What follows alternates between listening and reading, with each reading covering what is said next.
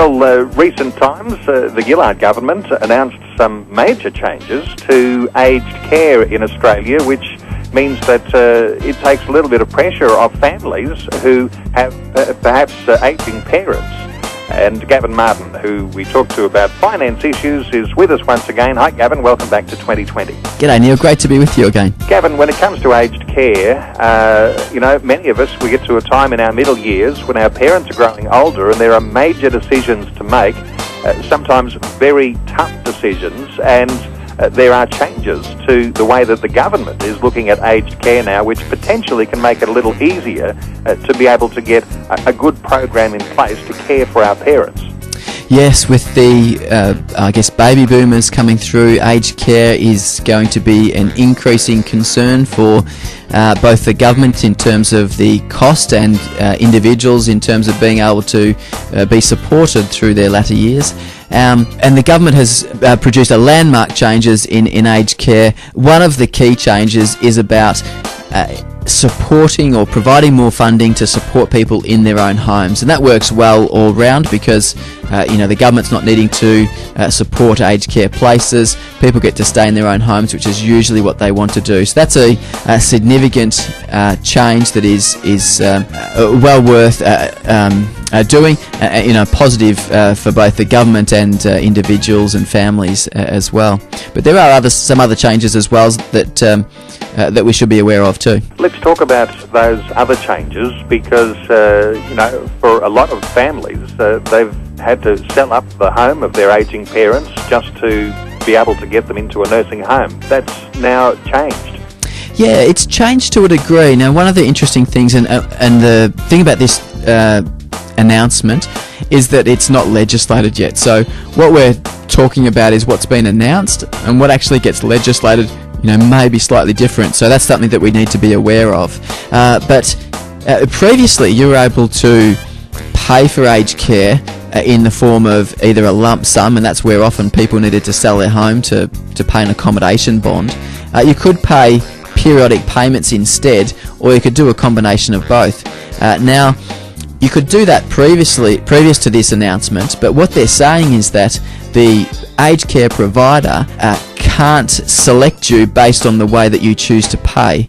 And I think that's the significant thing, that for an aged care provider, they're often in a better situation if they get the lump sum, so they're keen for those lump sums. And so if you came to the aged care provider and said, I want to negotiate a periodic payment, they might choose somebody else instead of you because you've chosen a periodic payment as opposed to an accommodation bond. What the government's announced is that the aged care provider can't do that. They've got to just accept whatever model the resident wants to choose. I guess that takes out the discrimination opportunity that some aged care facilities may well have been using to build their own business. And really what I guess we'll want for our parents is for them to go into a facility where they're going to be cared for because they're a person and have value because they're a part of our family. Yes, exactly.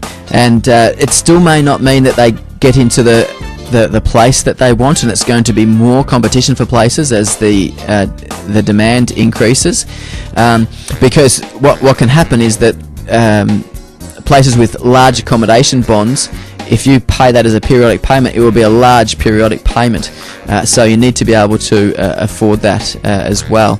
But this is a key area where some financial advice actually does provide value, because you can put structures in place where you maintain the family home.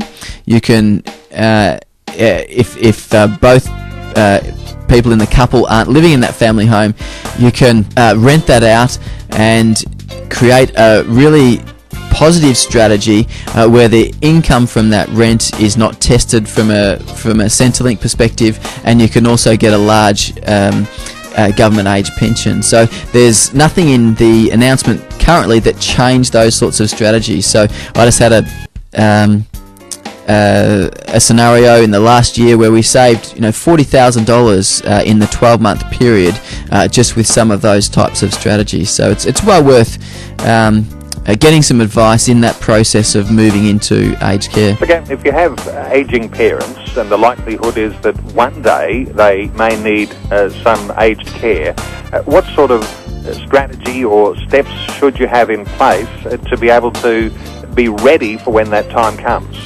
Yeah, it's often not a conversation that people like to have about planning for moving into aged care, because it's not something they want to do. And normally it happens that there's a health issue, they need some respite care, they're put into or moved into a aged care facility for some respite, and then they end up not moving out of that facility for respite purposes. So it ends up, and then you've got to do this really quick process of how do we fund it, do we need to sell the home, and it's quite a pressured period of time where you're dealing with an ill parent, and you're dealing with all these complex financial decisions, and it can be quite stressful.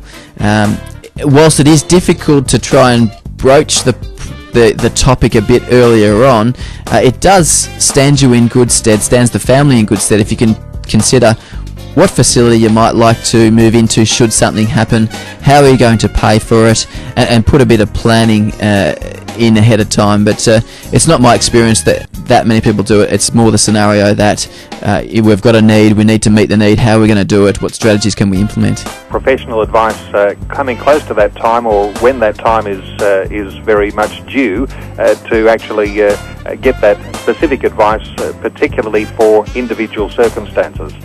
Gavin Martin, who's from Cornerstone Wealth, he's the founder and managing director, and there's a link to Gavin's site on our website at vision.org.au. Just find the 2020 page and there'll be a link there to find Gavin if you have any further questions. Gavin, it's been a pleasure. Thanks for being with us today on 2020. Thank you, Neil. Great to be with you.